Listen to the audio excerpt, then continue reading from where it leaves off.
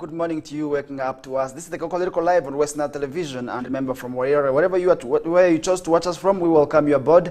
And this is the show that we are going to be doing with you up the hour. That's 9 o'clock. And remember, you too can also still be part of the show by only commenting and also maybe share your ideas and opinions on what we are going to be discussing here. And later on today, we are also really expecting a guest that is none other than Onyiru Doreen. She is the female youth councillor for ARUA City, and we want to see how the youths can also be involved in policy making and really what that would mean to the youth. And today we are realizing that the youth continue to also really cry that is of non-involvement, that they are not being part of the government projects and different other government programs, and really that is where they are also really echoing out their voices, and they are saying they have not been involved and purposely by some stakeholders, and they now want to see maybe if the youth we are involved maybe in different government programs, what this would mean to them, and she will be here discussing that with us. But before we get to give you that, we still have lots more that we also need to discuss with you, starting off right from Western Sub-Region. Today we chose to start off discussions right from Western Sub-Region because usually they say east or west, home is the best, and that is why we chose also to start the discussions right from Western, what is happening in Western Sub-Region, where teachers in the region have been called upon to continue talking to young people so as to promote good morals among the learners. And this is also really a call that was made also to preserve and protect the young generation that is from also really getting out of hand, that is in terms of also really getting extinct there. Because if you look at some of the cultures that today we have, that is in terms of also the moral dignity and also really our cultural preservations, it entirely lies that is in the hands of the current generation that is also really there, that is going to be there for quite some time. But really, if you really see what is happening and what has also really been posing threat, that is also really to our culture and our dignity, you realize that so many issues have been coming up on board, and that is why the future generation also needs to be preserved and protected there. And Gore Goffin, the resident district commissioner for Moyo district, made the call during the meeting that's for patriotism alignment, that's Northwestern Sub-Region clubs,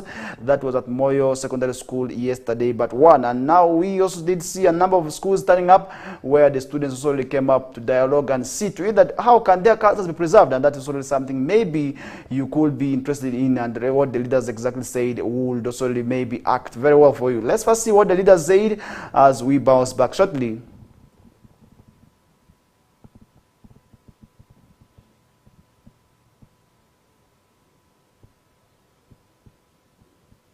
All right, as we continue with stories, and we still have lots more that we are going to be discussing with you. Remember, so many issues have been happening that is in Western Sub-Region, and today we are seeing the world also really changing globally, and we are also saying this could be coming with a negative repercussion on our culture, that is African culture. That is also really why there's need for Africanness to be preserved, and for us to also really preserve our African heritage and cultures.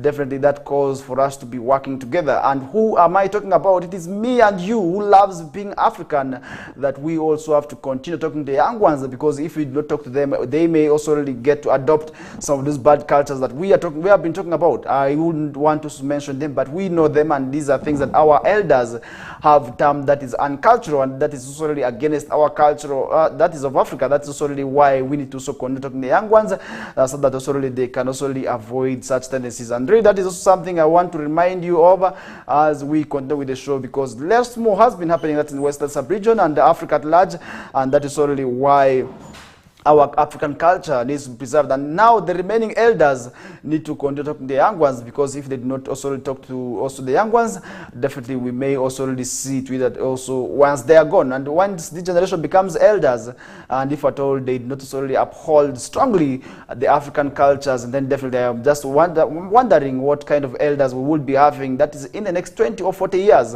because the time starts now. It is also really time that we also start mentoring, that is the young generation, also to start loving and upholding the African culture, so that also really once they become elders, they will still continue to preserve and pass the African culture that we're going to talk about to the next generation that will come. Because I believe so many generations will be coming, but what is happening in world today, where we are talking about so many issues being against our cultures, but so many young people continue to also really adopt, and really that is also posing a great threat. Because if you look at how the young ones are dressing today, most of them also really want to do what we call virtual reality by copying what the Americans were putting on, what the other cultures are putting on, and we feel that is the best kind of dressing that we want, and that is what we call swag.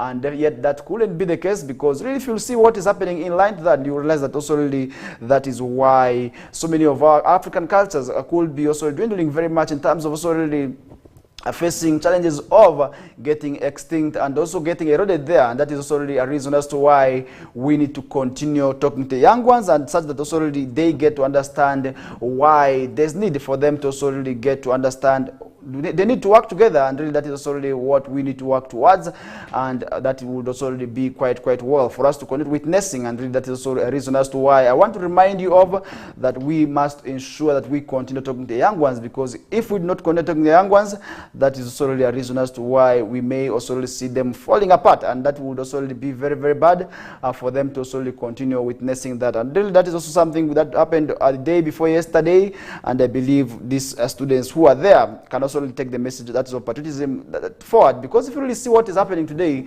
we did see appointment of over 360 individuals as assistant resident city commissioners and district commissioners, and these are actually going to champion, among others, the issue of patriotism. And the government of Uganda is of the view that for the bad vices, for instance corruption, to be fought, definitely it needs people to be patriotic, because if you are really a patriot, then definitely that means that you love your country and you appreciate being Ugandan, you love it, and really you wouldn't want to also really hate and do something bad to hurt your country, just like maybe people who are in love. Because if you love somebody, usually they say you wouldn't wish to see them maybe mourning or see them sad, and that is already why patriotism is coming up on board.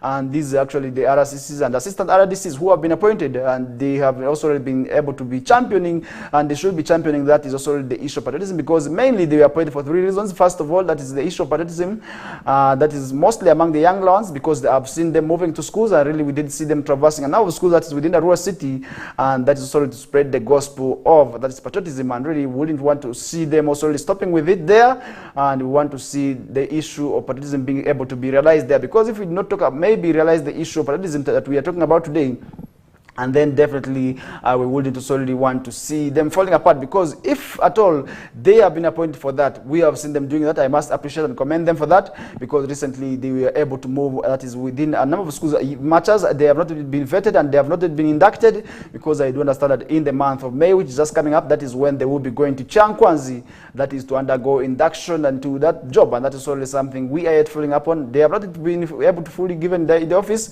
but we have seen them doing already a commendable job. And notable among those in ARUA City is Matua Job Richard, and we also do have his colleague that is Ongom Poli for that is Ivo Division in Maracha. We do also have numbers, and these are people whom I believe have understood the region and they know the problems of the region, and definitely they are from here. And this is a reason as to why we want to see them championing. That is the issue of also really what is happening in Western Sub-Region, because if you really see the appointments, most of them have been people who have been, that is way back in the other districts, and that's only something that I must say is quite well, and that is something, if at all we continue to witness that, then that will be quite well and good.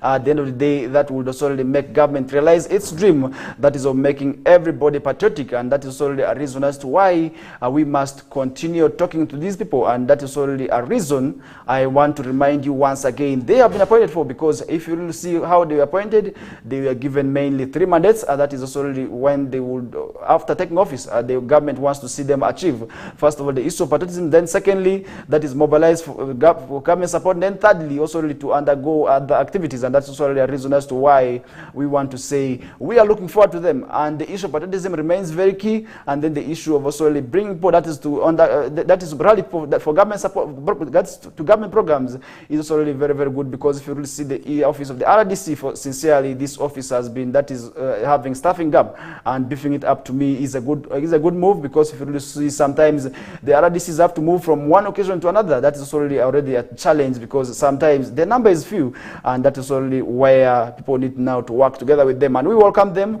and we hope they are not going to disappoint, and they are going to do more, because they are now going to be sitting in the offices. And unlike the RCCs and RDCs, now we expect the bosses to be moving, and these are the issues that really need RCCs, and they can now do, because that is really something where we have seen often the office of the RDC stroke the RCC have been overwhelmed. That is by cases, and if you really see some of the cases that always are reported, that are always reported to the office of the RDC or RCCs, has been the issue of land, where if at all somebody is having issue of land, we see them rushing very quickly there. And in cases of where we also see security, We have often also seen people rushing there. That means that this office has definitely been overwhelmed, and adding more numbers is quite a good one, but really it also comes with its own burden, more so when we are almost getting to the end of the financial year. And really, how are they going to be paid? Because really I would expect them now to be maybe to be also really appointed in the next financial year, because we are just remaining with a few days that is to wind up with the financial year, which is just in June. And that is also something I want to remind you of, as we also really have to see to that they're coming with their own burden, because their mandate of payment also really will be able to go on the taxpayers, and that is really where we also really have to pay taxes, so that already these people can be paid for. And that is already a reason as to why maybe it could be a burden to anybody out there, but really we say we welcome them and we are ready to work with them. And that's something you as a viewer out there needs to work towards, and really that is something that was made during that meeting there. And maybe if you can first connect, that is also really tomorrow, and see what really happened there, that would be quite good, and that would also really maybe paint for us an image of what exactly happened in terms of what the leaders said.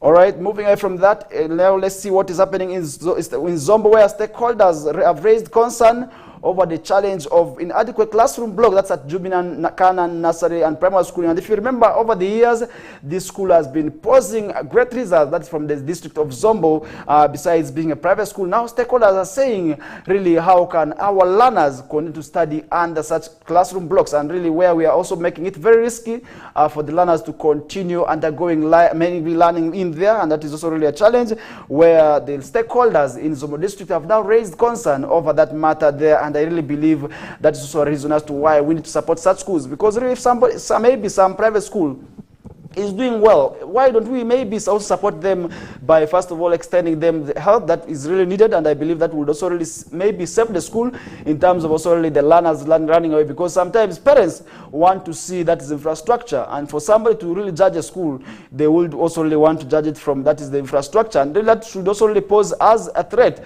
and also really a concern to the government schools that are in there, because much as government has been extending that is help to them, that is also really in terms of building the classrooms, where we have seen government extending infrastructure development, but the results continue to remain very, very poor. And there may be a private school that has just emerged and is continuing to suffer, that is with challenges of infrastructure, and continues to pose a good results. And that means the people out there who are running the government schools need to also really watch out and let them open up their eyes and also really maybe answer concerns, because we are seeing a private school that is really a few years back also really performing very well, and then a government school that has been there for quite a long period of time, and with the resources government is extending to them, for instance the UP grants, MAB, also other amendments, government continues to give this people. What is happening in the capitation grants? This is also really where these stakeholders need to come out and explain to us, because if they do not also really explain to us what is happening, and then definitely that would also really maybe paint a bad image for us to continue to witness. Because if you really see what is happening, sometimes we are saying our schools are doing very bad, but really who is supposed to oversee maybe how they perform? Then that means that also really where that weakness is, we need to also work towards it. We need to combat weakness out, so that our government schools compete with the private schools, because when the results are really released, when people ask who is the best candidate, which school is it from, is it a private school, this issue is really maybe raising also eyebrows for us, and we also need to find out why our government schools continue not to perform very well, and much as government continues to extend the resources to them.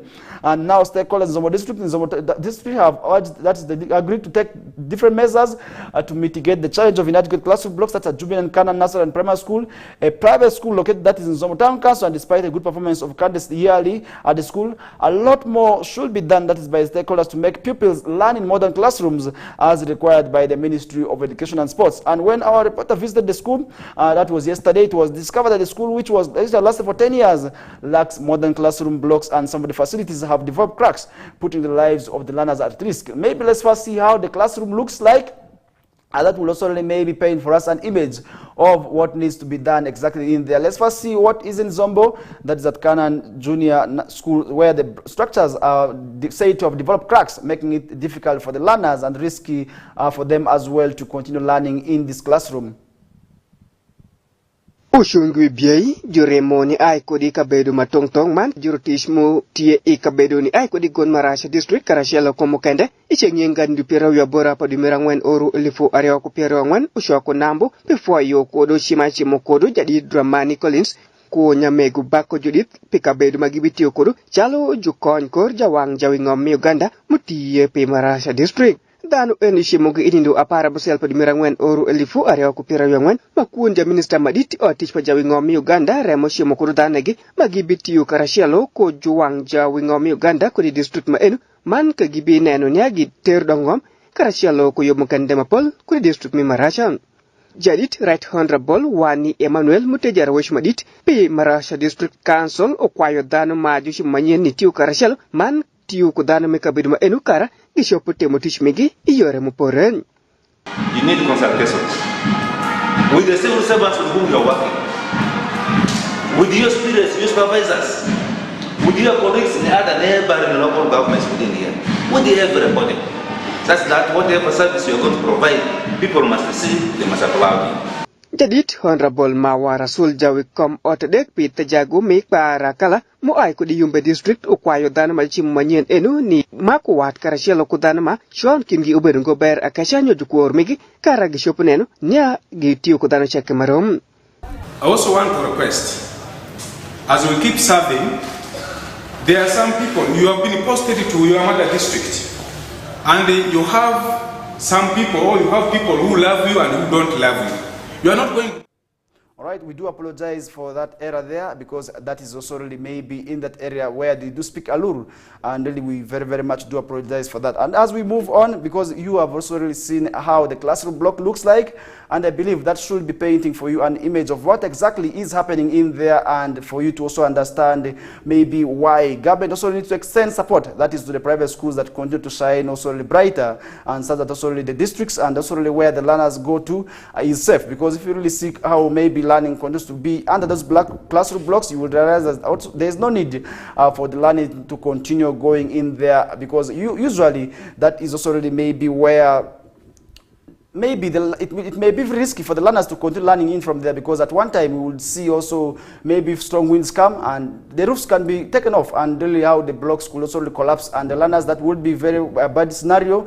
And to avoid all this, government needs to come up, that is now maybe with support, and that's already where the districts of Zombo also need to unite with the different stakeholders. And who am I talking about in the stakeholders here? The parents definitely need to extend support to these schools, so that also really the learners who are to come next may not be able to study under such conditions. And that's the reason as to why now we want to see how this school can be supported. That would also be very well. As Okiro Cyrus Ungala, one of the directors of Jubilant Canaan School, said they have tried to mobilize funds from communities to put up good structures when children are on holiday, and according to Ungala, their hands are tied up. That is also to lobby structures from the government, as this is a private school, and that's already a big concern to them. And Ungala confirmed they need more structures for effective learning. And meanwhile, in Zombo district, Zombo Town Council LC5, that the chairperson, Town Council LC3 chairperson Naftalo Machgu reiterated the Town Council authorities will reorganize a fundraising drive that is to help the school raise funds for the construction and also rehabilitation of the structure in there. And Machgu said they will consider the next financial year, which is of 2024-2025, to support the school with locally collected revenues, as this school has put up Zombo Town Council on roadmap that is through good performances in there. That's the reason as to why they want to see it that this school is supported. And he urged parents and well-wishers to contribute to the education of the younger generation. And Jubilant Canaan School is a private school located 1 kilometer away from Zombo district headquarters. And during last year's primary living examinations, the school emerged as the best in Zombo district with 13 first grades. And so that is also a reason as to why these people now need to support the school with the necessary support.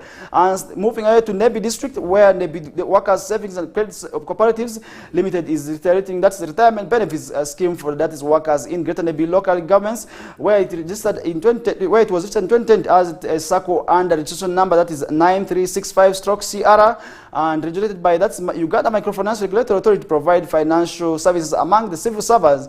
Today, the group has grown, that is with its membership, and we are now seeing how they are preparing for their annual general meeting. But prior to that, they did have, that is the pre-annual general meeting, which was also ready to provide diverse, affordable, also, and product, that's also the was also really formed with the view, that is to provide diverse, affordable products and services that guarantee competitive returns, that is to local community and members members through mobilization of savings, education, and also maybe workers SACCO held their pre-annual meeting yesterday. That was at Brigadier Karim Hall, that is in Zombo District, with its members within Zombo District, and also that is something we want to say needs to also be supported, because if you see what is happening in there, if these financial institutions, I must say, play a crucial role, and that is also really a reason as to why we must support them, because if we do not support them, then definitely that would also be very bad, because they would conduct lag buying, which would also really not be quite well, because if you see this financial institution, first of all, the issue of financial literacy, more so during this period where government is talking about poverty eradication programs, for instance, the PDM and recently other programs, because if you really see how many programs currently government is rolling out, we do have so many government programs that government has rolled out, and not forgetting the GROW, which targets that's women entrepreneurs, and government has also really put a lot of money in there under Ministry of Gender and Labor Social Development, which is already there to support, that is women doing business. And that's already, we did see recently the woman in parliament, that's from Madiokoro District, Honorable Joanne Oki, also already calling upon government to consider rural women in this project, because really this is a government program that mainly targets, that is women doing business, more so in host and refugee districts, where we are talking about many women who are going to benefit from this project. And the government recently launched it, where we are seeing a lot of money being put in there. That's already where we are going to be seeing how women who are to benefit from that government project in there. And now we do have the PDM, where also really we see government also really trying very, very much to also really see that the people's livelihoods are improved. And I really believe that would also really be a reality, if at all we also realize the issue that is of financial literacy among these people. That would be quite well and good. And that is also something I want to remind you of.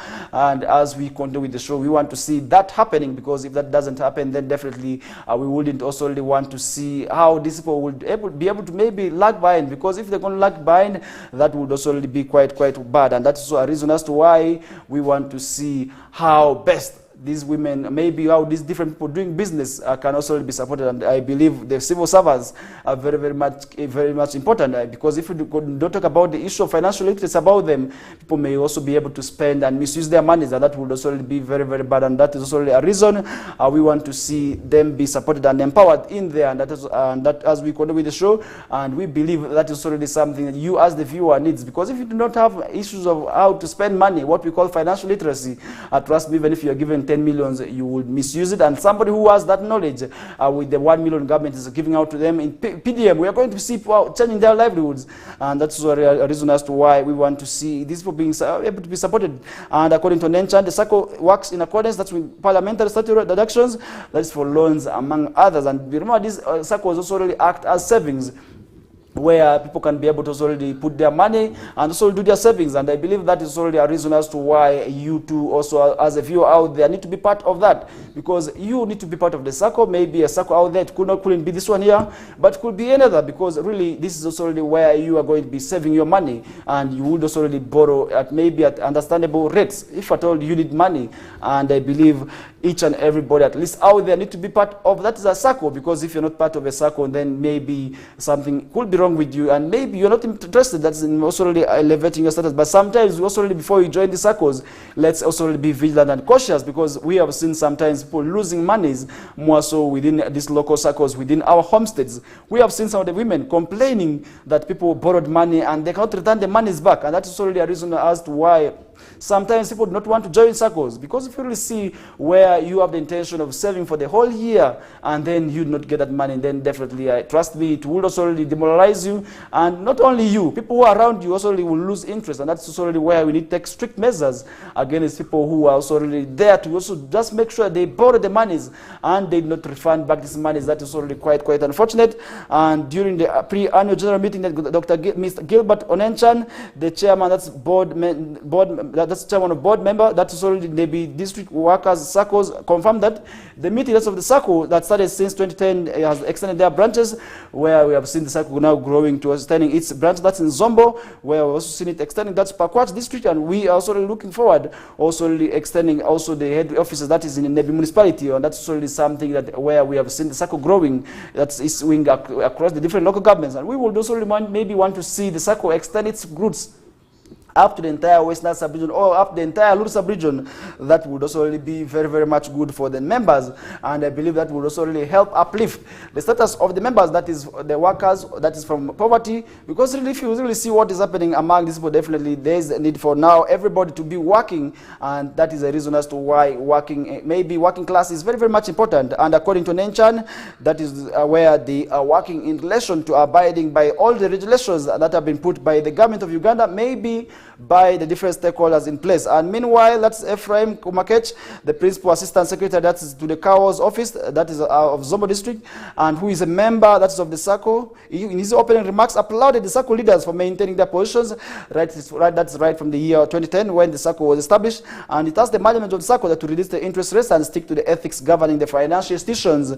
And maybe Workers Savings and that's Credit Cooperatives Limited SACCO was established that in January 2010 and fully registered with that is Uganda Microfinance Legislative Authority. And among the dignitaries who attended the pre-AGM meeting include that is James Oyulu Uruna, the Zombo District LC5 chairperson, Naftali Omachigi, the LC3, that's Zombo Time Council, among other members. And really that is also something we also want to see to that they need to work towards, because sometimes we do understand some organizations do not want to organize, that is the annual general meeting. If I'm to maybe be able to briefly mention some of them, I will also not be able to do that because they may attack me on the way. And really I want to say people need to organize the annual general meetings, because this is for people to understand the progress of how the associations or organizations are doing. Because if not, maybe do not organize the annual general meetings, how are the weaknesses of the organization going to be known? Maybe how can they also be painted out? And that's a reason as to why once people are into such organizations, annual general meetings are always very, very much good. And that is also something that takes us away from that topic. Now let's move to Adjumani District, where residents of Pakele sub-county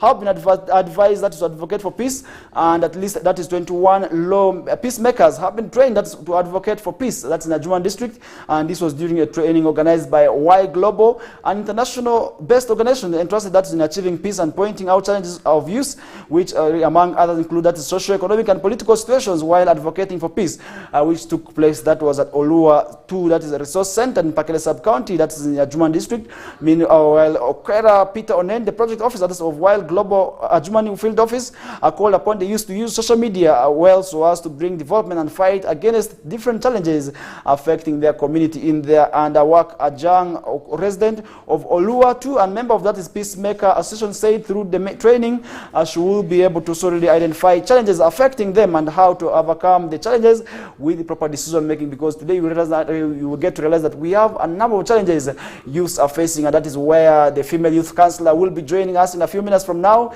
And we do also expect her to be talking to us about the challenges of the youth, because today if you really see what is happening in the central division in ARUA City today, the youth have become, that is a problem, and where we have seen a number of them being killed. And today at least the sanity where the society joined hands, that is sorry to kick the bad members out of the society. And today we have also been told they have escaped, that is the neighboring districts, and really where are they going to be also there? And that's a reason as to why people need to identify the root cause of what is happening. And I believe that would also really be as a result of the weakness in the policy making, and that is also really a reason as to why we are going to be discussing that in the few next hours to come. But before we get to give you that, we still have lots more where we also need to summarize other areas where Parach Panchol, another resident that's of Olua 2, said through the training he is able to identify the advantages and disadvantages of also really online and offline advocacy. And he also said he is able to understand the high communication level, that is through the use of social media. And I really want to say people need to also really utilize the social media. And today we have seen a number of youths working as influencers, and they are not employed, but really we have seen them doing a lot of gigs, what they call gigs, and from which they are earning a lot of monies, and that is only through just having a smartphone and having that account. And that is already where people need to take advantage of social media, because if you really work as social media where you have a huge following, trust me, you can be able to work as an influencer. You can be able to be used maybe for adverts, and that will also really be quite well for you, and where from which you will be able to earn some juicy money for you. We are in the central region, we do have some people who are working as influencers, but trust me, they are earning a lot of monies, and that is already through advertisement. And that is already a reason as to why I want to call upon the youth now out there who are utilizing the social media to use it very well, other than using it for those dubious and bad activities, which at the end of the day would also really make them, maybe lead them into bad activities. At the end of the day, that would also really result to them going to prison, which would also be very, very much bad. And that is also a reason as to why I want to call upon the youth now to utilize the social media well. For those who are using it very well, maybe for carrying out research for their different activities, that is well and good. But for those of you using it for bad bad activities, I wouldn't want to mention any of them, you need to also really move away from that practice, and that would also lead you into jail. And that is a reason as to why I want to call upon you now as the viewer to desist from such tendencies. And according to statistics, that from over 75% of the youth are active on social media but lack the necessary skill and approaches on how to overturn that is and make it into productive activities also in there. And that's really where government needs to come up and also sensitize the people and tell them what exactly needs to be done in relation to that. And that would also be quite well as we continue with the show. And now let's move away from that. Let's head into Maracha, where we did see a function that is for the recently appointed 2 assistant RDCs, where we are now seeing them also being received with a warm welcome party, and where we did see this all happening over recently on Sunday, where at least politicians and friends, that's from institutions and workplaces, on Sunday 28th of that month of April, organized the party that's to celebrate appointments that's of Dramani Collins and Bako Judith, as that's the position of assistant RDCs from Maracha district, and both who were appointed that's on the 16th of the month of April by the office of that's the president, that's Mili Babalanda. The appointments now brings the number of appointed people working in the district as RDCs to about 4, and that's already something we are saying we did have RDC and assistant deputy. Now we are seeing 2 more assistant RDCs, and that is also to beef up police and other security agencies in doing the work of RDCs, because RDCs, trust me, do a lot of work where sometimes people feel it very much comfortable to work with them. For instance, if you will see what is happening in line today, what we call the land wrangles, most of them have actually been reported to the office of the RDCs, and that's the reason as to why some people feel very much comfortable to work with the RDCs. And Maracha District Council Speaker, that's Right Honorable Wani Emmanuel, advised newly appointed RDCs to work in consultations with the technocrats and other people. And Honorable Mawarasul, the SC3 chairperson that Parakara Sub-County Nyumbe District, also appealed to the appointed commissioners to reconcile with their enemies, because some of these people may be at their own differences. Now it's time for them to put the differences aside, because they are going to work for the people, and that's also as civil servants, because their money is going to be paid by the members of the public. And really where they did have their issues, because I don't understand some of these people had political ambitions, and now as they are coming up on board, they need to work with the people in line now to what civil service commissioner accepts, because definitely that is also really where, if at all they not work with everybody, they would find it very much difficult. And Father William Andima, the youth chaplain that's for Arua Catholic Diocese, advised them to be humble and sober at work, because sometimes this office has problems. Really, if you see, maybe if you want to see what is happening, maybe to these people, trust me, maybe you first of all need to interest yourselves with what is happening in the other local governments. You realize that all these RDCs sometimes go through a lot, and that's really a reason as to why we need to support them. We need to work with them and let them be sober at all times, because if they are not going to work with the people, trust me, they're going to fail. But if they're going to work with the people, and luckily enough, Maracha District is receiving people who are understanding the language, and these are the daughters and the sons of the soil, and definitely they need to work with everybody. And if they're not going to be working with these people who are maybe the locals, they would find it very difficult. But if at all they're going to be working with these people who are on ground, trust me, these people, once they offer them the support, it is going to be a success. And the issues about patriotism are going to be achieved. Maybe the issues of also rallying people for the government support, or maybe other programs, and mobilizing people to support government programs is also really going to be another that these people are going to be achieving in. And maybe at the end of the day, we'll see NRM also really doing very much well in there. And one of the newly appointed RDCs, that's from Maracha District, Mr. Dramani Collins, said he is going to use the Bible and the laws of Uganda to work with in that office. And really, we do not also want to see him limiting also that to maybe the Bible alone, and maybe politics, because really sometimes I do understand that these people really have affiliations with the ruling government, but we want to see them working with everybody. And really we did see recently the one for ARUA City, the assistant RCC, Job Richard Matua, calling upon all the people from other political parties to come and rally, work with him. That is also really in talking about the issue of patriotism. But unfortunately, where we did go with him, he actually said he invited a number of people from these political parties, but none of them turned up. That is also really quite unfortunate, because we need to work together, much as we have our differences in politics, maybe in our colors, but it is time, I believe, to put the colors aside and rather to work together. That's also in addressing these concerns, because if they do not also really address these concerns, that would also really be quite well, and that would quite be bad. And while quoting the Bible, retired Chief Administrative Officer, that's Mr. Tivu Mark, who was the guest speaker, that's at the celebration, say the event, the event that is also to welcome these people, he urged them to solely work with also God's call, and that's solely Mr. Tivu also used the opportunity to advocate us for establishment of Catholic University in West Nile sub-region so as to offer more empowerment for the poor in the region, and really that's also where we want to see them championing, because the issue of education remains very key. Because if you see what is happening, maybe where these people have not been able to work with the education stakeholders in line, that would also really be very, very much difficult for them, and I believe at the end of the day that would be very, very much bad. But really that brings us to another short commercial break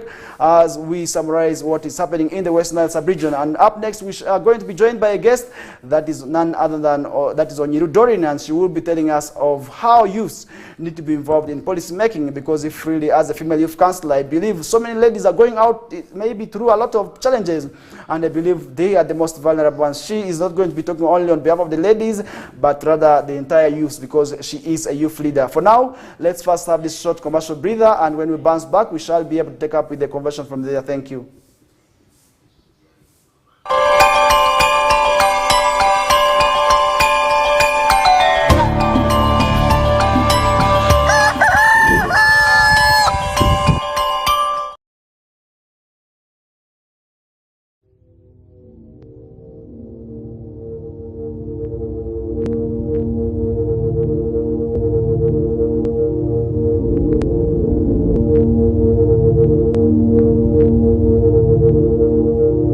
West Nile TV, lighting up the region.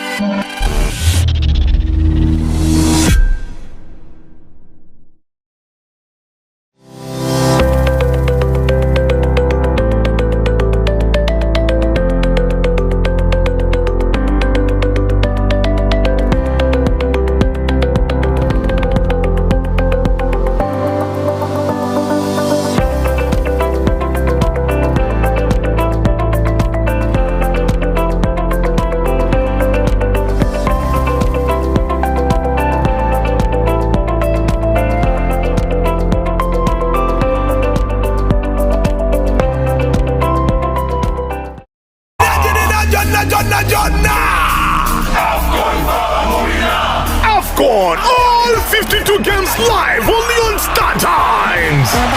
StarTimes brings you Africa's biggest football tournament, AFCON 2023 live in English and Luganda commentary. Starting January 13, don't miss Mo Salah, Sadio Mane or Nana. Lead the hunt for gold as they take center stage. Renew your StarTimes subscription today and enjoy all 52 matches in HD live on Sports Premium and Sanyuka Prime. StarTimes, the official broadcaster of AFCON 2023. This message is powered by Techno, the official sponsor of AFCON 2023.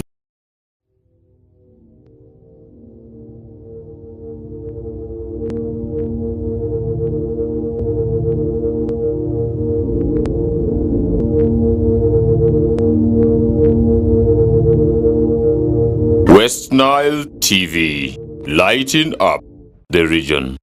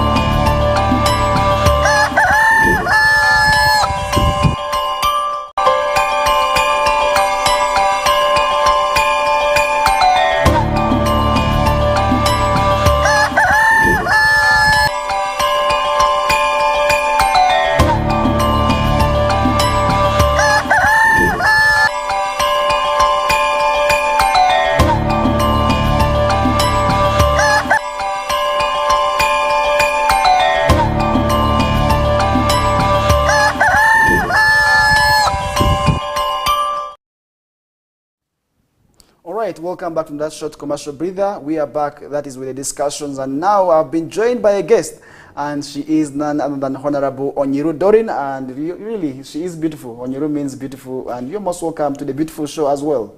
Thank you, host. Good morning, viewers outside there. We're coming to discuss about the policy making for the young people participating, participation in decision-making processes. Okay. So you're most welcome to join us. All right. She is the female youth councillor for ARUA City, and definitely as the youth out there who are watching us this morning, if you have any strong questions that you want to see maybe she answers, definitely keep them coming through on the comment section, and we shall be able to go through them, because as you most of the times we have been complaining of non-involvement in policy making, maybe into considerations, because if you really see most of these government projects, many youths complain that they are not considered, maybe they also not also really be able to be supported, and that's why they couldn't lag behind.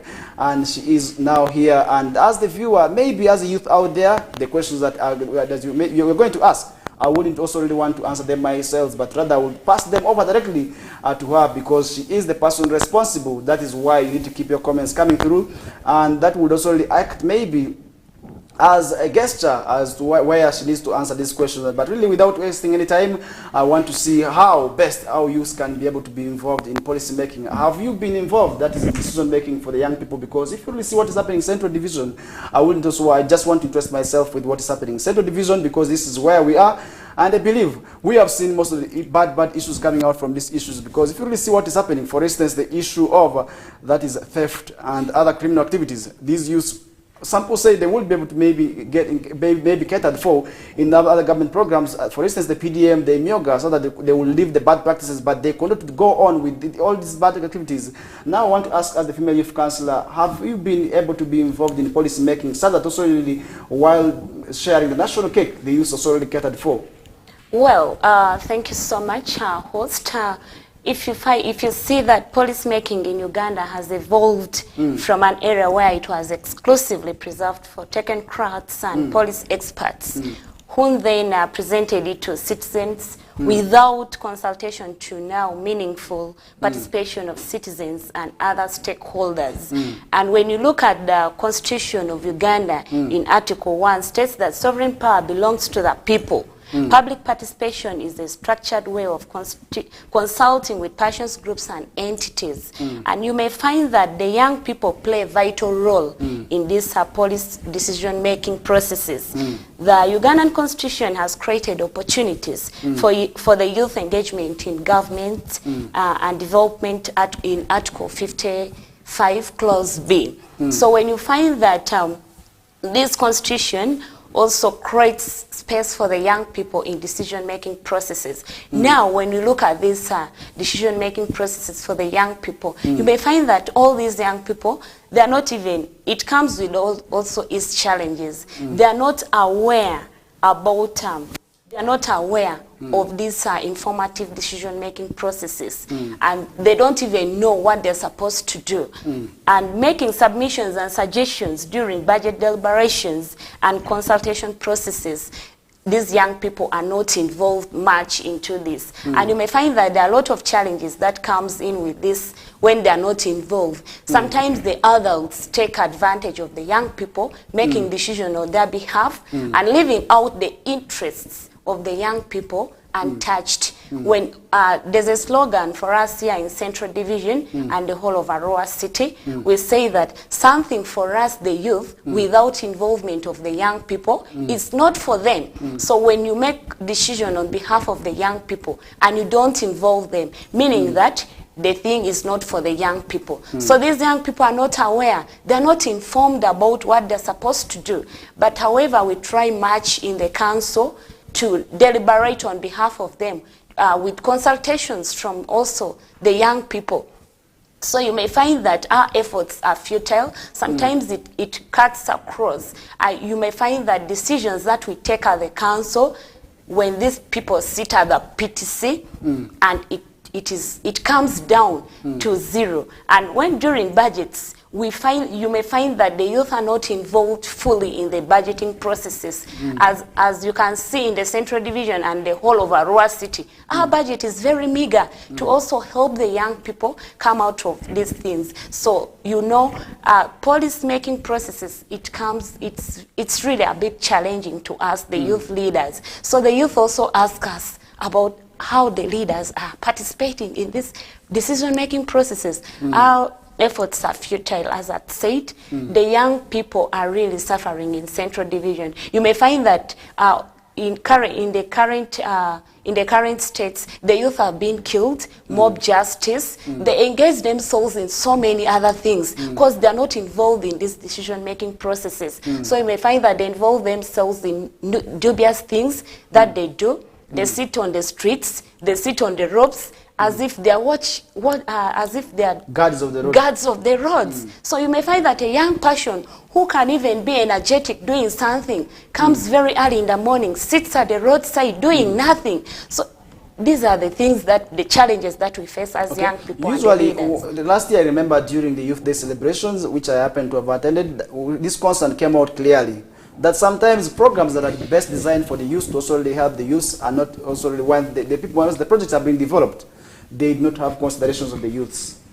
And that is also really something that the youths did not really go well with, because they are saying these technocrats who are in the office do not even sometimes understand the challenges of the youth. They do not really understand how the youth work, and that is why the programs are failing. And really, how will that issue of non-involvement in this decision making and maybe drawing the policies also really affect you as the youths out there? Because I believe you as a leader, definitely you could also be having pressure that's from the people you lead, because if you really see maybe what is happening in the killings, I should be putting a lot of pressure on you. I don't know what you think about it, but definitely you should also really be able to answer to us what exactly is happening, and really how has that issue of non-involvement affected you in this policy making?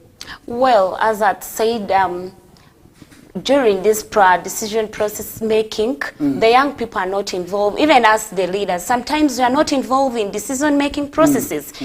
During budgets, you may find that these people sit at the TPC, they decide for the young people. So during our Youth Day celebrations, the whole of ARUA City, in the whole financial year, we only have 11 million, which 11 million cannot even help. In the Central Division only has 7 million. If you look at the population of Central Division, with its own population and the youth also, we as the leaders, we have nothing to do. Our hands are tied up. When we take decisions, the technocrats sit upon the decisions that we take as the youth leaders. They may think that the youth they always say that the youth are troublesome, the youth are doing nothing, the youth are very stubborn. So when you create that negativity on the young people, what can they do? They will definitely be disengaged in decision-making processes. They'll feel that they are now very stubborn. They think that the technocrats, all these the bosses in the offices think they are very stubborn. What can they do? They resort to doing other things rather than doing developmental issues. So during the Youth Day celebrations, our budgets, they could not support even the budget, the meager budgets. For the whole financial year, we find that the budget was 11 million. That 11 million, we use it in the whole financial year, which is not even adequately enough to finance all the young people who come for the Youth Day celebrations. You may find that when you look on that day of the Youth Day celebrations, the young people were our hands were really tied up. We didn't know what to do. But however, we tried our level best to make the day colorful. We can't postpone a national day like that to the next D-Day. So we really needed to celebrate the Youth Day on that D-Day to make that day meaningful. So when we postponed it because of the financial issues, it also cripples down and it loses its meaning of the National Day celebrations. Okay. That is it in relation to that issue of non-involvement. I believe you as a viewer also have some questions for her, because if you really see some of these government programs, much as they have been designed beautifully, look at what is happening in the PDM and also the other government programs, for instance, Emioga. These are programs where we'll see the youth maybe write proposals, and really I believe that would also be quite well as a solution. And today we are talking about skilling centers that have been established in the different places, and really where the numbers are solely say to be enrolled, really you realize that the numbers are still very few, and we are going to be talking about that because what we are seeing maybe what is maybe happening in the Central Division today, and really I want us to interest ourselves there because these cases are very, very much in the Central Division where we have been witnessing the young people being killed in these places. And that is also a reason as to why we want to see how government can also come up and maybe put up skilling centers. We have seen others being put in place and up to date, some are still not working, and really want to see how best government can also come up and support maybe such initiatives. And we want to see the youth getting the necessary skills, and it should not only remain there. We want to see them also really apply what they have learned, and that is also really something we are going to be discussing into our second hour. And remember, we are just a minute after 8 o'clock, and that means that we need to have this short commercial breather, and when we return back, we shall be able to take up with the conversation from there. My name is FARISH MAJID, and I'm still with Onyiru Doreen, the female youth councillor, that's for ARUA City, and we are discussing the issue of the youth, because there's a usually saying there's nothing for us without us, and that is why we as the youths also really out there, we need to make sure that our voices are heard, because we are the majority population, and really people continue to say we are the majority population, and that means that when voting is done, we cannot send these leaders in the office. It is our contribution that we have done very, very much, because we are the biggest number, and the studies also really have shown that clearly, and that means that when we are voting, it is time that we also really vote the right people in our offices who are going to represent our ideas, who are going to also really see to that the issues concerning everybody is also really catered for, not excluding necessarily the youth or any other category out, but rather when making decisions or policies, let the policies and decisions favor all. And that is why maybe they also need to favor more the youth, because we're the majority population. And that takes us to another short commercial break, and when we return back, we still have lots more to discuss with you. Stay tuned.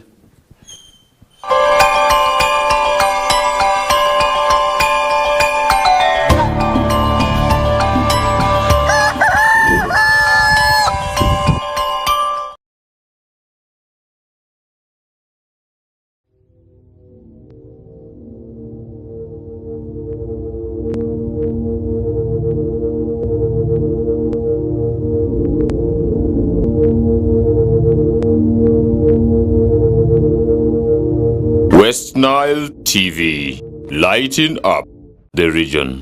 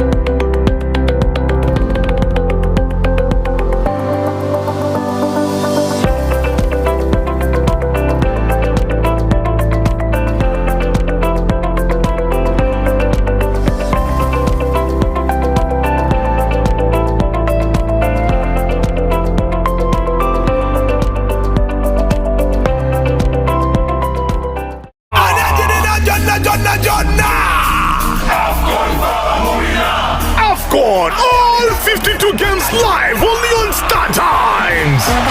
Star Times brings you Africa's biggest football tournament, AFCON 2023 live in English and Luganda commentary. Starting January 13th, don't miss Mo Salah, Sadio Mane or Nana. Lead the hunt for gold as they take center stage. Renew your Star Times subscription today and enjoy all 52 matches in HD live on Sports Premium and Sanyuka Prime. Star Times, the official broadcaster of AFCON 2023.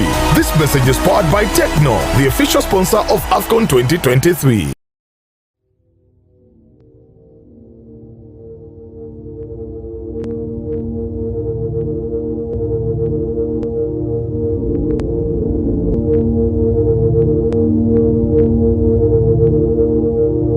West Nile TV, lighting up the region.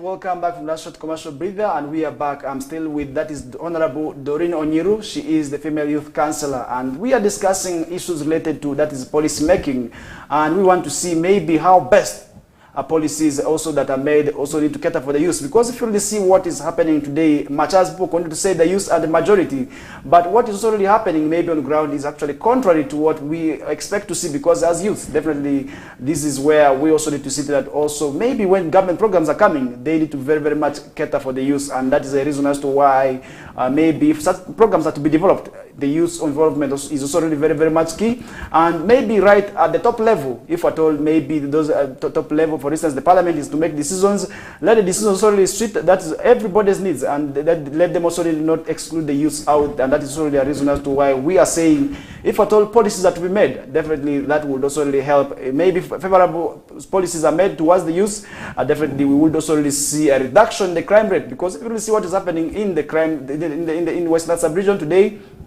you know, most of the criminal activities are actually registered by the youths. Look at what is happening maybe in theft, maybe in mob action, because what we have seen, maybe people being killed as a result of mob action. Most of them are actually said to be youths who are really killed as the victims, and definitely also really other aspects. For instance, also really other criminal activities, definitely this is also really coming up as a result of the youths who continue not to work, and this is also really as a result, maybe because they were not able to be involved in policy making. If you really see what is happening in the trading centers, as much as 7 o'clock, you are really seeing people in the trading centers waiting, that is to ask for fazuere, which is really becoming a challenge, and really I believe that would also really maybe help avoid these challenges, and that is also really one thing I want to ask the honorable member now to tell us what they are doing, because really I want to see how best you have been doing also to see that also the issue of fazuere in the trading centers, the youths who are sitting in the trading centers there, who are now, some of the big people have now turned to be the guards.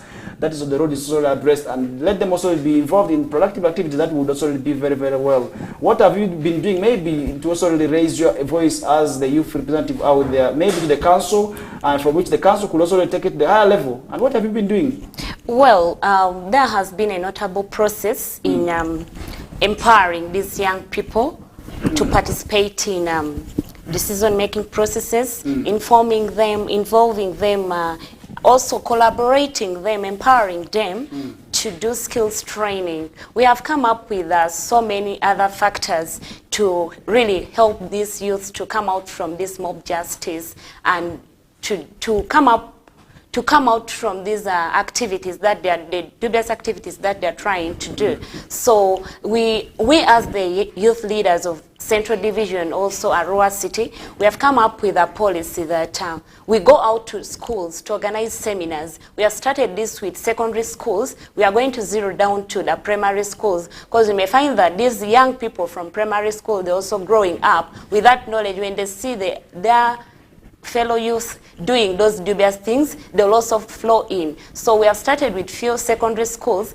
that we do organize seminars, we do organize debates for them, There are debating clubs in these secondary schools in Central Division that we are going to take it down to Ivu Division, in other divisions also, that we also urge the youth leaders in West Nile to embrace the same thing. And also we have this presidential initiative, the skills training in Zombo, to bring out these youths from doing those other things at the roadside, sitting at the roadside. Talking about the skilling center, people have always been complaining about the numbers. If you really see what is happening within the local governments, how is the state like in ARUA City?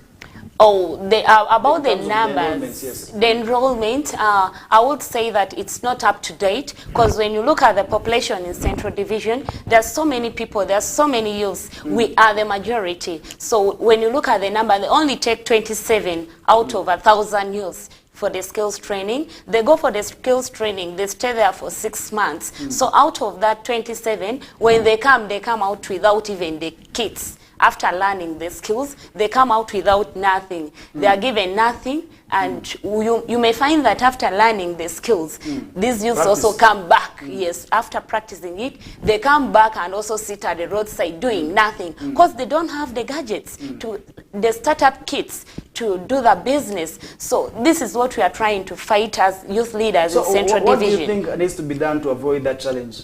I'll really urge the government to support these young people, because recently, last week on Saturday, but the government has done its part to train these people. What about the aspect of now giving them the equipment? Who is supposed to be doing that exactly? Yeah, I'm coming up with that. I was at the verge of saying I'll urge the government, after this skills training, when these people, youths come back, they'll really need to sit down with their parents, because that is something very free. The government has offered himself when somebody gives you food. So there's no need for the person also, the person who has provided for you the food, to feed you again. So I'll urge the parents out there, the young people who have gone for the skills training, when they come back, please get for them the startup kits. Let them not sit at home. They'll perhaps go and sit at home doing nothing. After learning the skills, they'll forget what they have learned if they don't have the kits. So going back on the drawing board, the parents also need to take the initiative. Somebody has provided for you the skills for free. When they go to schools, how much will they pay? Let them sit down and think about that. How much would I pay as a parent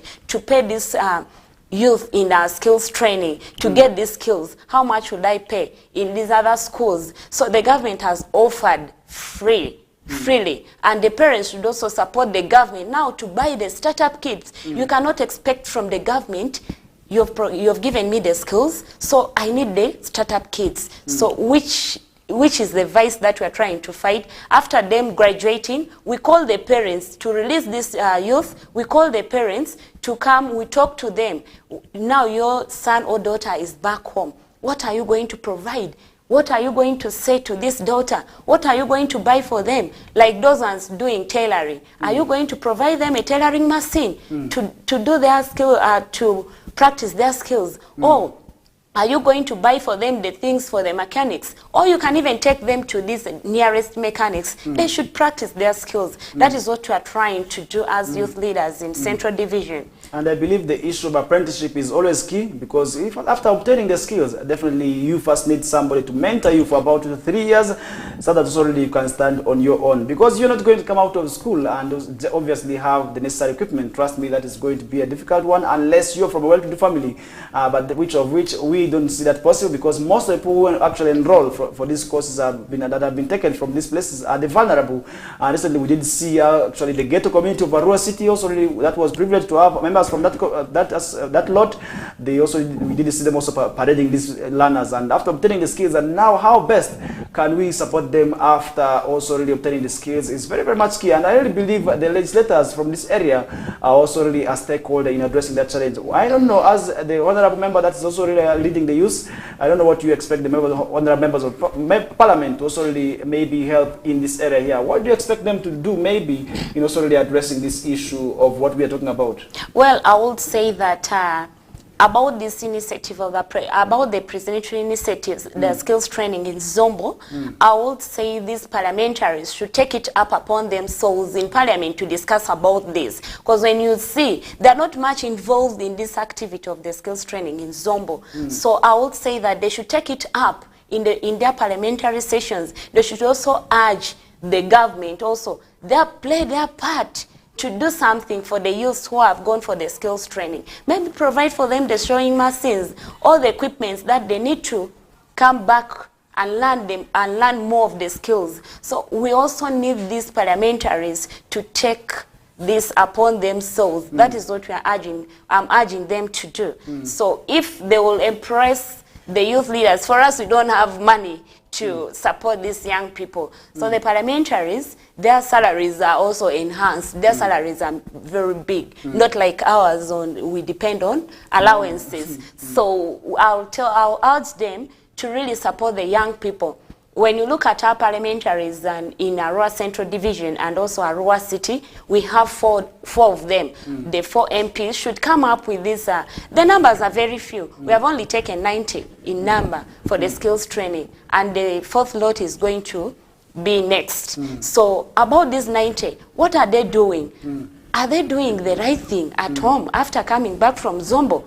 What are they doing? This is what we really need to find out. Even the parliamentaries need to engage themselves and find out. Okay. Yes. Comparing 90 to about 32 suspected criminals that were arrested, and then in the next also operations, we did see police also arresting another more 30 plus, and that tells us maybe how bad the status of the criminality among the youth is concerned. Because if you look at what we are talking about here, 90 compared to those numbers that were arrested, and these are not the only ones who were arrested, because we did see a number of them escaping out of the area.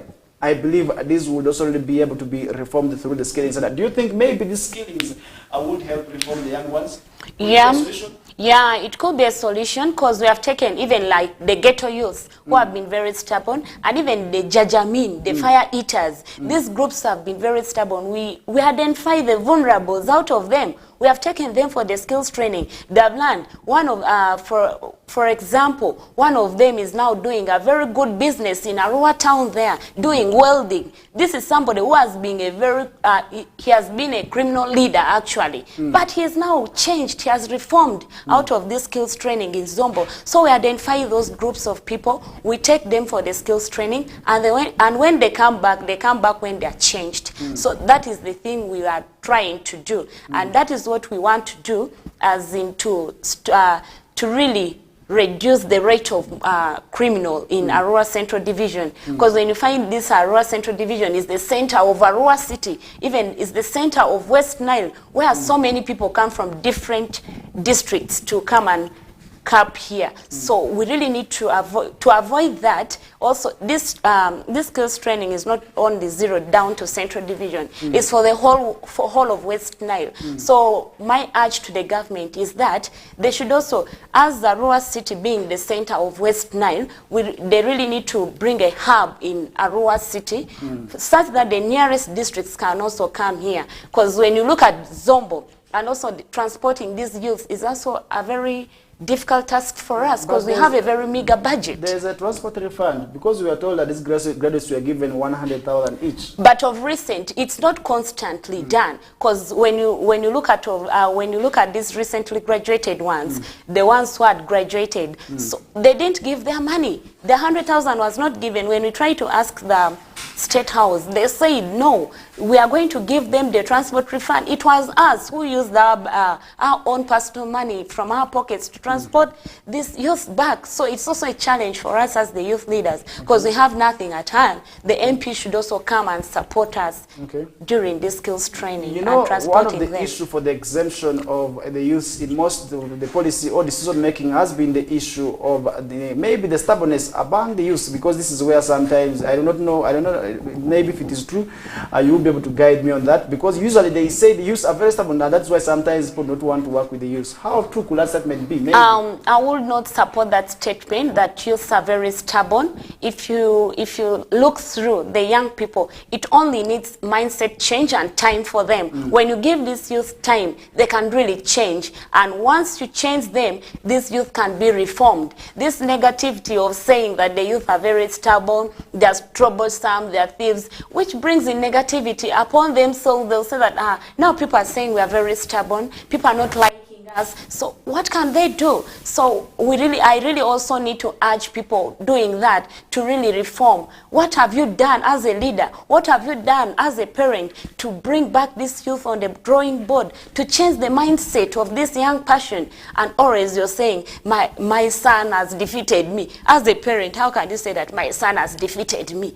Honestly. So we as the leaders also, we really need to impress, not always saying the youth are very stubborn, they are not doing anything, they're troublesome, they're thieves, so which also brings negativity. As the government also change the mindset of the young people.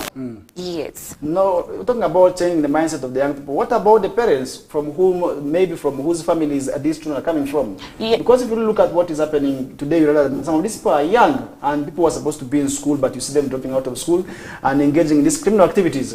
Maybe what message would you have for the parents, more so those who are saying we are defeated because this is an issue police has always raised concern of, and in most cases when we talk to the Child and Family Protection Unit, they will always tell you that issue is hurting them, because as a parent, how can your own child defeat you? And really, maybe what can you think maybe as a message for these parents that are out there saying their parents and their children have defeated them?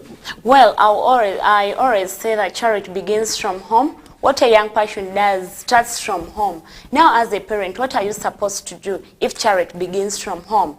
Sit down with your children, talk to them, advise them. If you have nothing, you may find that some of these parents also they are very vulnerable. They have nothing to support these children. So even if you have nothing to support these children, nowadays farmers are very rich people in the world. If I may say, farmers are the richest people. But there's no land. Who tells you there's no land? There's land. We have a lot of land. Even we can do urban farming. Of recent, last year in May, I was in Netherlands. In Netherlands, people plant on the roofs of the buildings. So when we impress some of these urban farming in our homes, as a parent, you can even plant a greens of half an acre or even a meter of land can be enough for you to plant these greens, and you sell them. You can support these children in schools. Some of these schools are not very expensive, like the government schools are not very expensive. The government has provided for us space for UPE. You only pay for PTA, so which is not very expensive. PTA is only 2,000 in schools. So if a parent cannot afford 2,000, if a parent can afford 5,000 to take beers, why can't you afford the PTA? What punishments do you feel needs to be extended to such parents who are neglecting their parental duties? So as leaders, I would say that parents who are neglecting their parental duties, I would say that these parents should be brought to should be taken to courts of law. Because when you find that a very young kid of 12 or 13 years is selling kavera during school time, this kid is supposed to be in school when others are at school. So these parents should be punished severely, and the LC ones in their area should also see that these parents send their children to school. How much expensive schools are? I would say that the schools are not expensive. Like for us, we studied in government schools, but now we are okay with that. And it's not only your child or son, your daughter or son is supposed to study in a private school. No. Some of us, when we tell our backgrounds for people outside there, they may think that we are lying. But for me, I studied in a government school. Even up to my high school, I was in government school. Unless when I went to the university, that was a private school. So the parents really need to take upon themselves that they really need to educate these children to also stop some of these challenges that the children are facing at home. So when they come at the roadside, one thing they might get at the roadside, they engage into group influences. Which group influences? They will be smoking opium, they will be chewing marungi. So when a young person begins to chew marungi, what health benefits will this child get? What will the child's future be like? I believe the issue of drug abuse could also really be very much affecting the issue of this policy making. Maybe if people are looking at us, maybe looking at the young people who are there, maybe about to run mad. Because if you see what is happening, most of the issues that have been surrounding around criminality in Central Division have actually been attributed to drug abuse. And in police operations, mostly they have been able to impound that is the substance that these people have been abusing. And I believe, maybe as the youth councillor, you could be having a message for these young people that is also really, that would also help maybe in government also to underlook on how best our issues can also be maybe empowered in there. Yeah, at the local council, we are trying to come up with some ordinances that about the drug abuse. Drug abuse is also one of the ordinances we're trying to come up with. Very soon we are going to approve it. And once we approve this ordinance of drug abuse, this is going to help very much the young people not to engage themselves in this drug abuse, chewing marungi, smoking opium, drinking alcohol. So when we come up with these ordinances, the first thing is the government, because when we don't have these ordinances in place, how are we going to arrest these young people who are trying to engage themselves in drug abuse? So I urge the government, also in the local council, I urge the local council of ARUA City and Central Division to hurry up with the process of coming up with this ordinance such that we approve it and we shall bring back, we shall be able to help the young people come out from this drug abuse. That is it. Maybe what message do you have for the young people so that their voices are heard? Today we have seen a number of young people showing ambitions, and that is also really a path that maybe they should be taking. That is also really in terms of also really addressing the concerns that maybe affect the youth. As the female youth councillor, I don't know, what message do you have for the youth so that also really our issues that are for the youth are also really very, very much taken and put into serious consideration? What should we do as the youth so that also really our voices are heard loudly and also really well amplified in there? Yeah, what I'll really urge the young people of ARUA City and Central Division to do is that elections are drawing nearer. So you also engage yourselves in participating fully in the electoral processes. So as a young person, don't see yourself as a young person. You can't take a decision or what.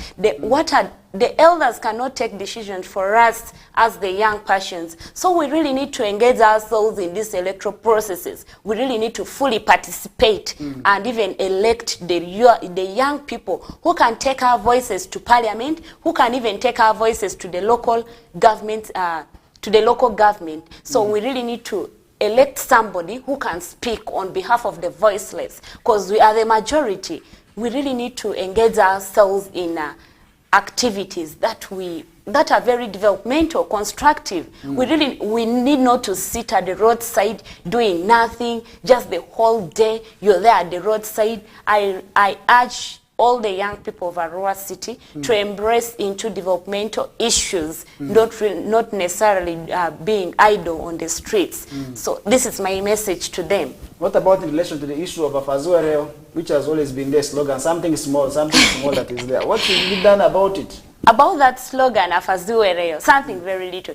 Well, now, as I always ask myself, as a young person, when I see a young person asking me, Doreen, Afazuereo, Doreen, is there something? You are the representative, and we always have the... Yeah, I am the representative. You can't ask Afazuereo from me, because I take you bring to me issues, I take them to the council, I represent your voice, because all the young people cannot go to the local council and speak. It is me to represent. So when we have issues as the young people, issues that are affecting us in our community, come to me as Doreen, as your leader, because they are the ones who elected me. I speak on their behalf. You come to me, represent those issues, I take them to the council, so the council can work upon them. Then maybe we can, all the time asking something.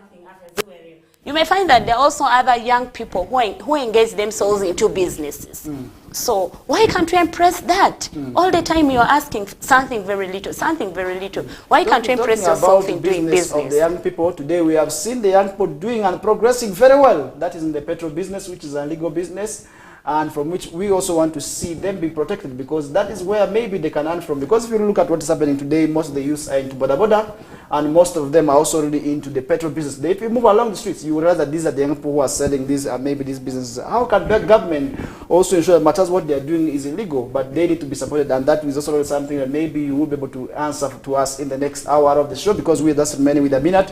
That will be able to take us into another short commercial break, and from which when we bounce back, we still have lots more to discuss with you. And I'm still with Honorable Doreen Onyiru, and she is the female youth councillor for ARUA City, and we are discussing that is issue of policy making and really how best government can make policies that also really suit and also really support the youth, because most of the youth are being talked about. Today, if you really see what is happening, most of the youth are being, we talk about bad things about the youth, and matters, we have the energy, we have the numbers really, which we are not maybe utilizing very, very well, and we want to see how that narrative can be changed, because really that issue of what we are discussing, sometimes the use being very, very bad. We are not also talking about it very, very well. Maybe we are not understanding what exactly could have happened. And now we want to see how best can the youth also be involved in some of the policies, also maybe at the top level, because we want to see how decisions are made right from the top level. But most cases we are being told about also the bottom to up, that is bottom to top approach, which is really not working very, very well. And really they want to see how best maybe the policies can be made in line to what is happening at the grassroots, up the top level. That would also really help maybe in addressing the concerns. But for now, let's first have this short commercial breather. And when we bounce back, we are going to be discussing more of the issues concerning the youth. Stay tuned.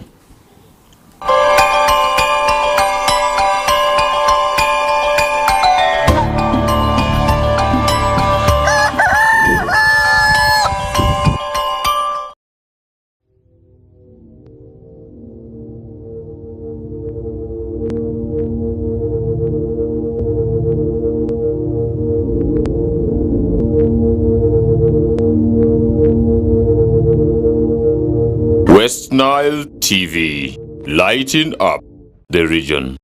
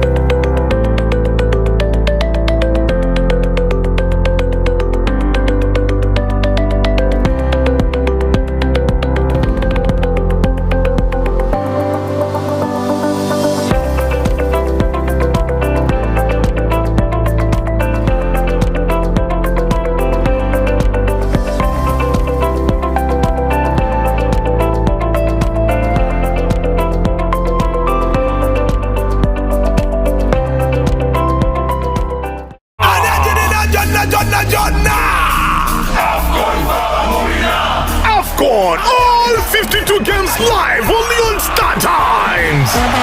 StarTimes brings you Africa's biggest football tournament, AFCON 2023 live in English and Luganda commentary. Starting January 13, don't miss Mo Salah, Sadio Mane or Nana. Lead the hunt for gold as they take center stage. Renew your StarTimes subscription today and enjoy all 52 matches in HD live on Sports Premium and Sanyuka Prime. StarTimes, the official broadcaster of AFCON 2023. This message is powered by Techno, the official sponsor of AFCON 2023.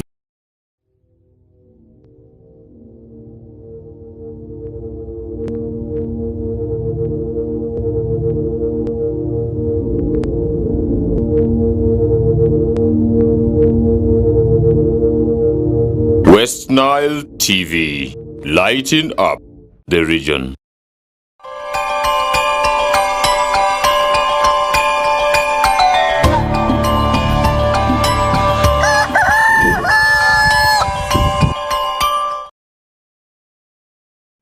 Alright, welcome back from that short commercial break, and we are back into our final minutes of the show, and we are discussing the issue that is in relation maybe to policy making and how best the youth can also be supported. And today we are talking about youth doing a lot of criminal activities, more so what we are seeing in the Central Division, issues of selling, that is petrol, which is an illegal business. We have also seen the youth very, very much engaged, that is in dealing of also bad products. For instance, the motorcycles, which are really not well, and that is also maybe a reason as to why I want to see how best can the youth be supported in that line, because we want to see the youth move away from those criminal activities, maybe now doing what is expected of them, so that also the government can get something small from them, that is through taxes, and that would be very, very good one. And I really want to see how best can the youth also be supported in line to that. That is well and good as we start off our discussions. Well, first of all, I would say that organizing stakeholder forums to really discuss proposed policies for these young people and how they can be helped from doing these illegal businesses.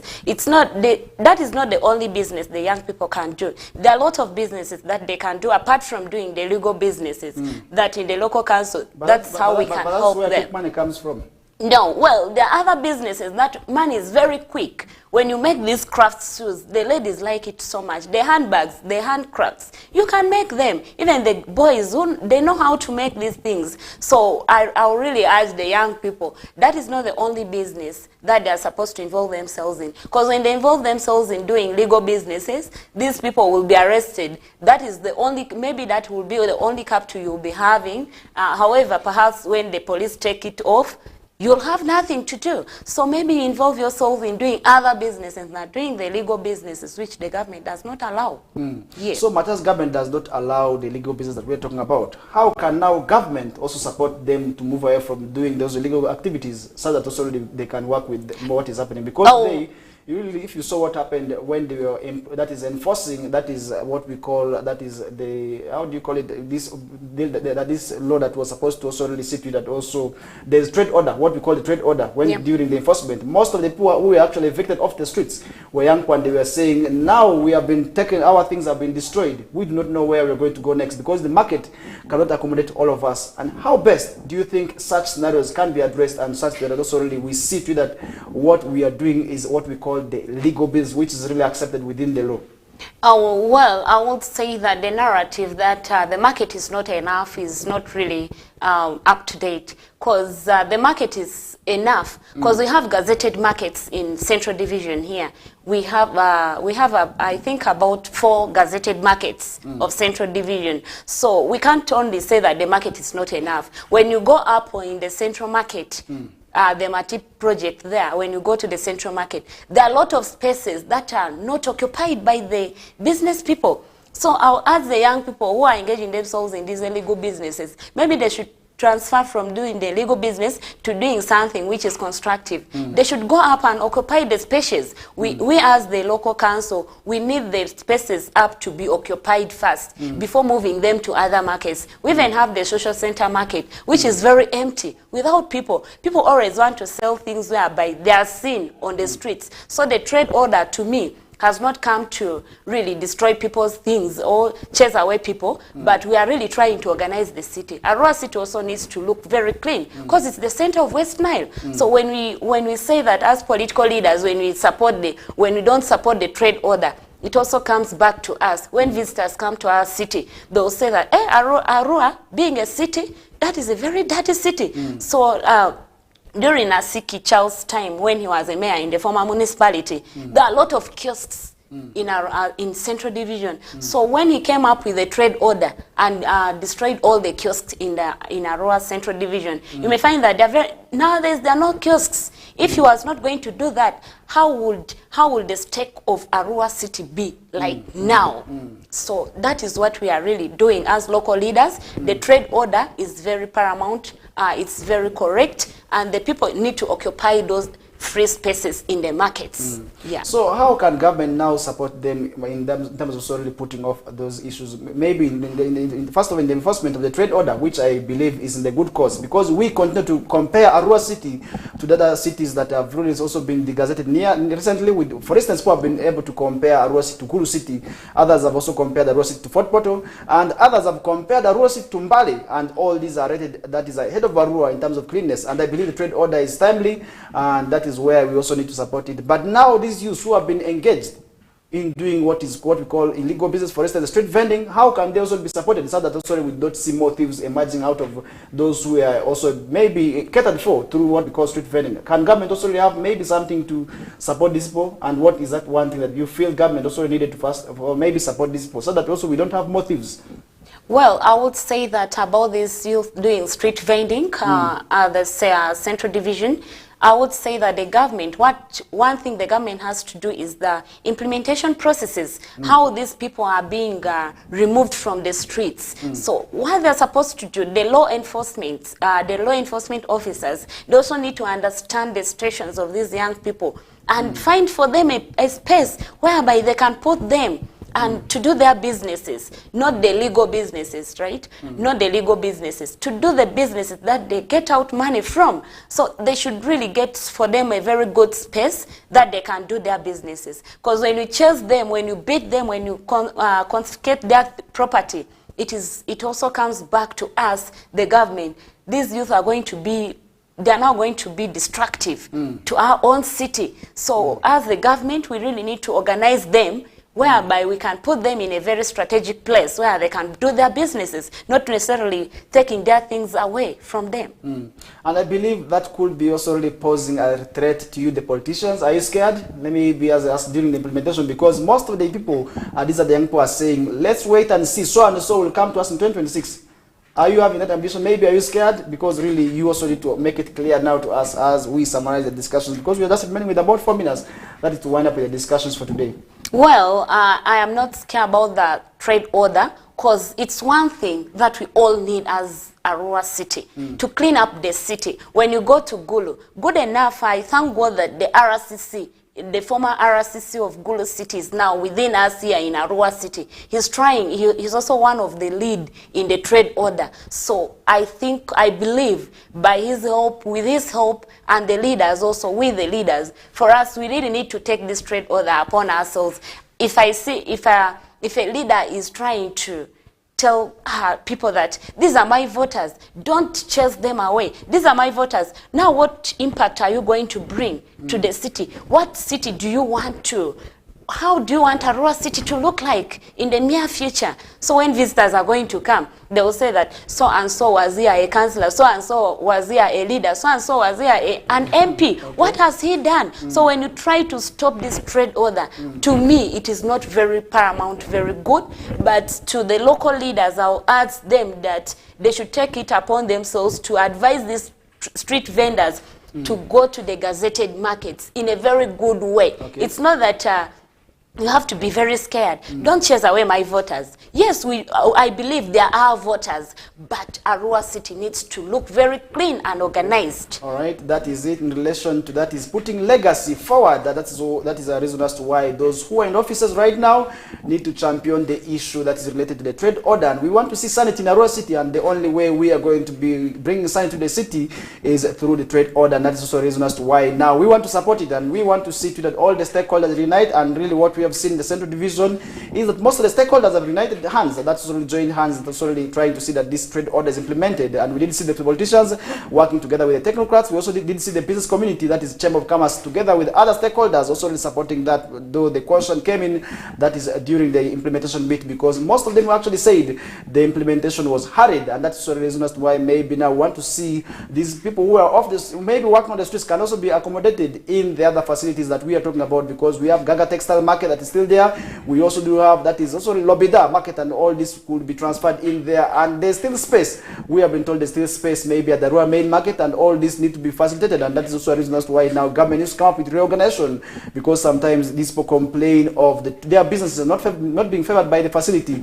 And really that is also really a reason as to why now we also want to say, much as we need cleanness maybe in the city, the implementation also need to be also in line with what our voters also saying. And that is also really something I must now maybe bring you to say your final words on, because we are just remaining with about a minute. That is to wind up with a discussion. And maybe what is your final and parting thoughts, that is to the young people whom you lead in the ARUA City at large?